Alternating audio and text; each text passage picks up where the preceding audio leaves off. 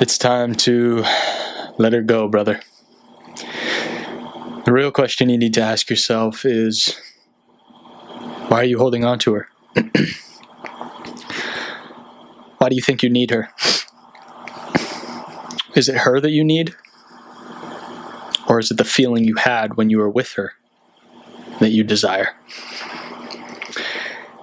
Look, you can be sad that you lost somebody that you cared about and made memories with. But let me tell you something. You cannot be sad or grieve that you lost the one, because that's simply not true. The one will make it known. The one will put the effort in. The one will check off all the boxes. And the one you will be able to build with cohesively and will give mutual effort. And the one will acknowledge the effort that you give. I see a lot of young men, old men also, adults, cling on in fear because they do not feel whole when they do not have this person, place, or thing. When in reality,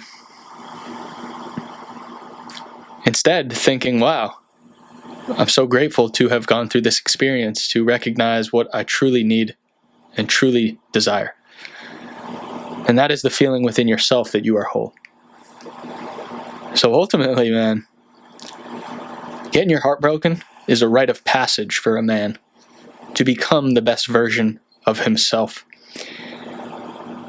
So I don't trust a man that hasn't got his heart broken. I don't think he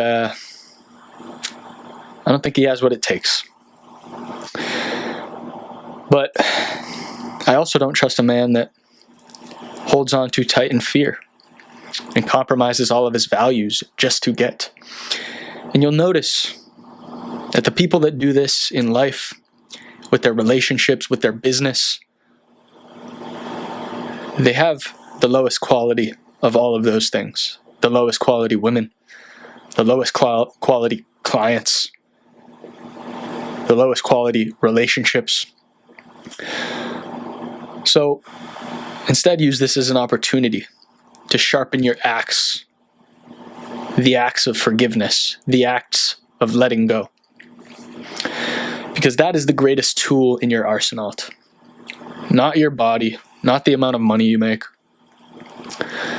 The greatest tool and the only axe that needs to be sharpened is the act of letting go.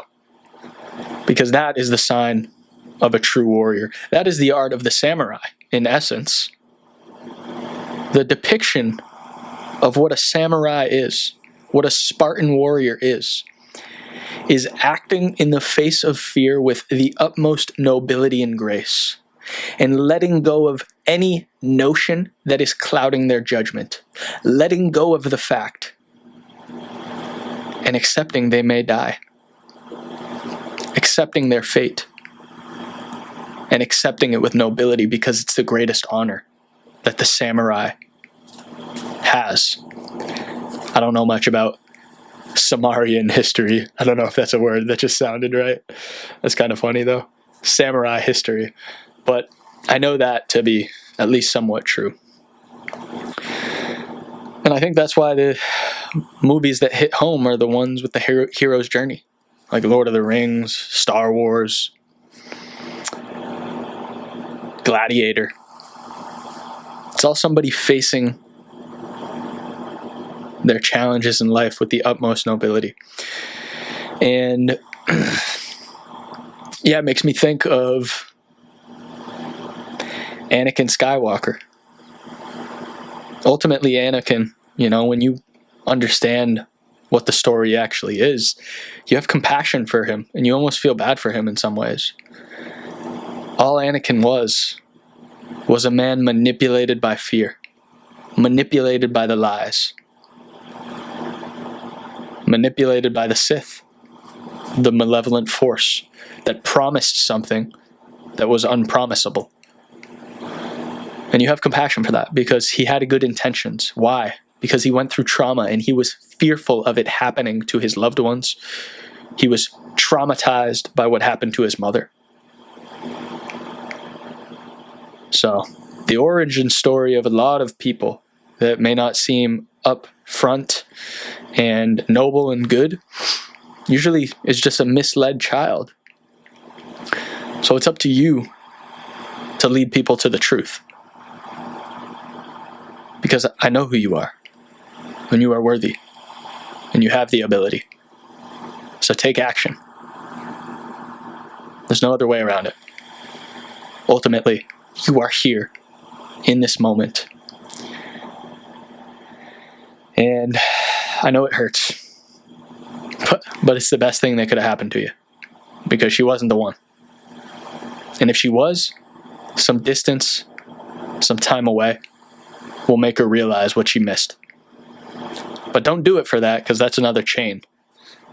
But ultimately, that's the only way that you would have a sliver of a chance of gaining your respect and getting her back.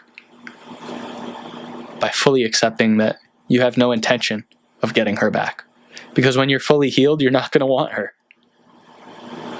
You're going to set your sights for a higher quality woman. Or one that is better fit for your dynamic in life.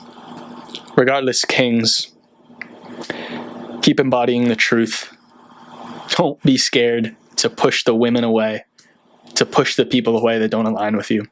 Because if you keep being this watered down version of yourself, you're never going to attract the potency that you desire. So tell people the political views that you're scared to say. Do it. Tell people whatever you want. Be yourself. If you're stemming from your truth and your intention is to spread the truth in a loving manner, then that's everybody else's journey if they're getting triggered and upset. And I find this too in business. When I had always tried to get a client out of desperation, I watered down my potency, lessened my value, and ultimately attracted the wrong people. So that's a lesson. Much love. Keep crushing it, Kings. Peace.